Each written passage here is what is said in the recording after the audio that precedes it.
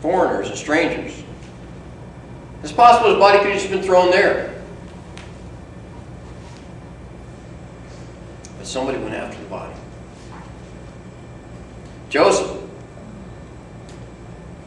Wouldn't it be something to be able to say, my dad took the body down off the cross?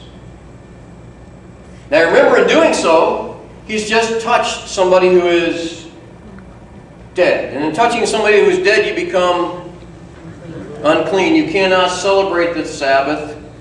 You can't celebrate all the high festival stuff with your family. You are in isolation for, I think it was 5 days. But he went and got it anyway.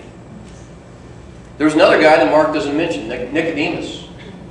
Nicodemus came and helped. Brought with him 70 pounds of spices. And they wrapped Jesus' body and prepared it for burial. Now, they must not have done a thorough job because the women were going to come back and finish it. Okay? But they couldn't come back till Sunday morning. But still, here are two men. One of them went boldly to Pilate. Pilate has just said, yes, you can crucify him. Yes, you can do whatever you want with him. I don't want to deal with this anymore. And he went and asked for the body. He asked that the whole matter be brought up again to Pilate, and Pilate didn't want to think about it at all. He's sorry, you take care of it. And they laid him in a tomb. A rich man's tomb. Something hewn out of stone with shelves to lay bodies in.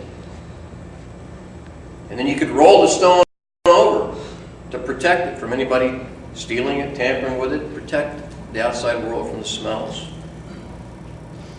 He was buried with a rich man in his death.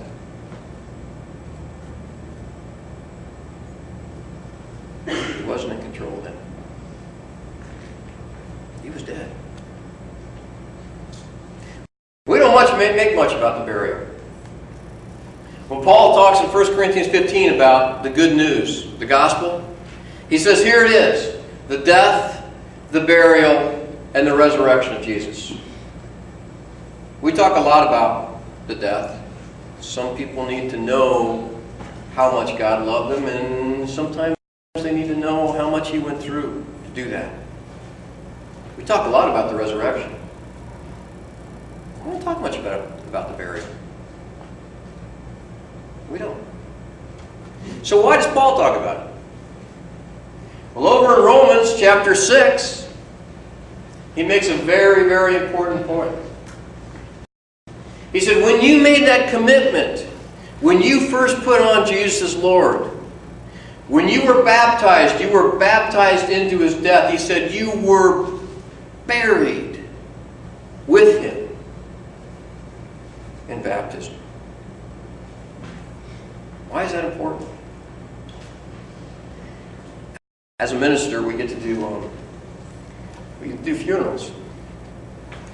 Not the high point, but it's a very, very important part of ministry. Do you know why there's such a big deal about funerals? Why the money, the planning, the time? Everybody taking time off of work, going someplace, sitting and looking. Sometimes at the casket, sometimes it's an open casket. I mean, it used to be, funerals were a lot longer. Remember, they used to have the wakes? Somebody stayed with them to make sure that they were actually dead, that they didn't wake up. And then you would view the body, and you would see them put the lid down. You know what the whole point to a funeral is? Closure. You have suffered the loss of somebody you love. And that closure helps you in your grief. And when you see that body put into the ground or put into a vault, it helps you come to closure. That, yeah, you may dream about that person at night, but when you wake up, that person isn't going to be there.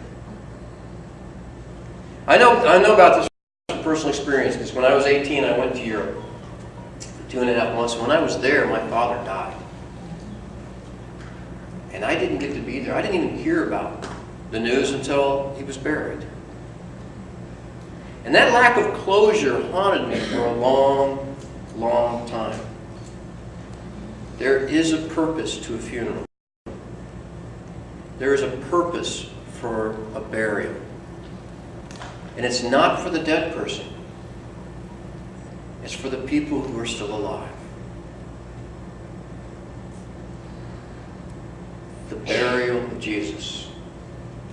That closure.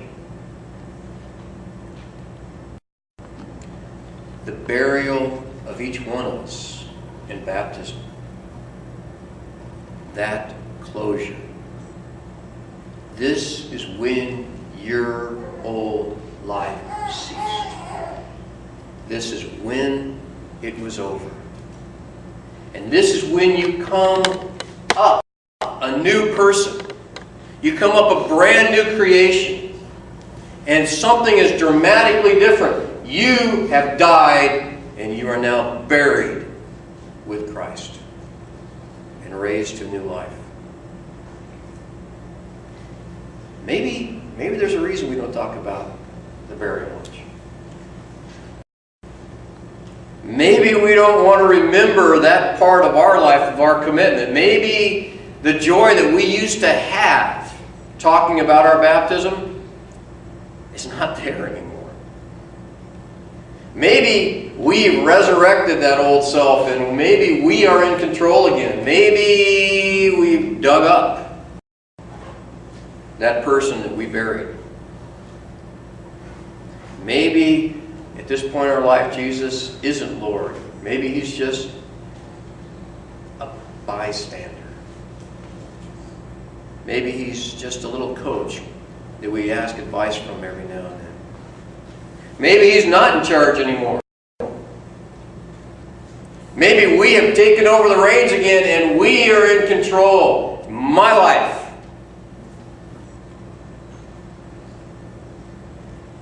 You know, that's why it's so great to go see somebody make a commitment to Jesus.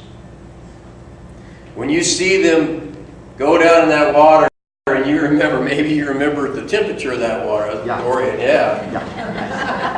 I remember I've talked to people in West Virginia where they broke the ice in the creek and they baptized them. That was truly a spiritual experience, I'm sure. But it reminds us. It reminds us of the commitment that we made.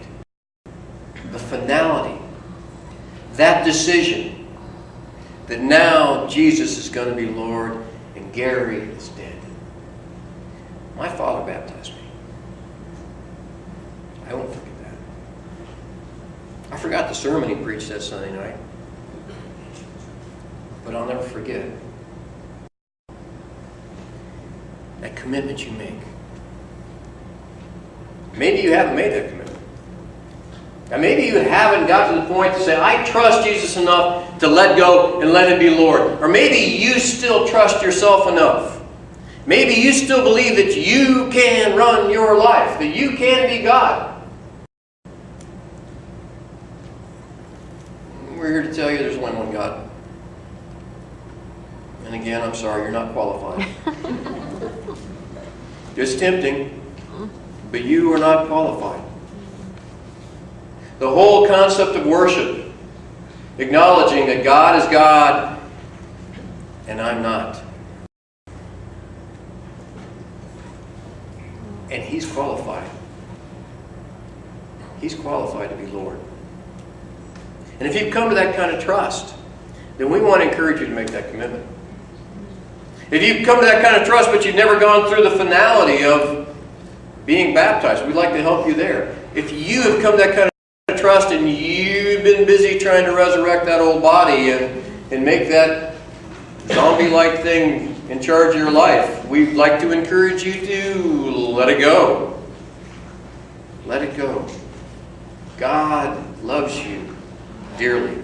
He showed you that by making that commitment on the cross. He is qualified to be God. If you want to make Jesus Lord, if you need any source of encouragement, we'd like to be able to help you. We're going to sing a song.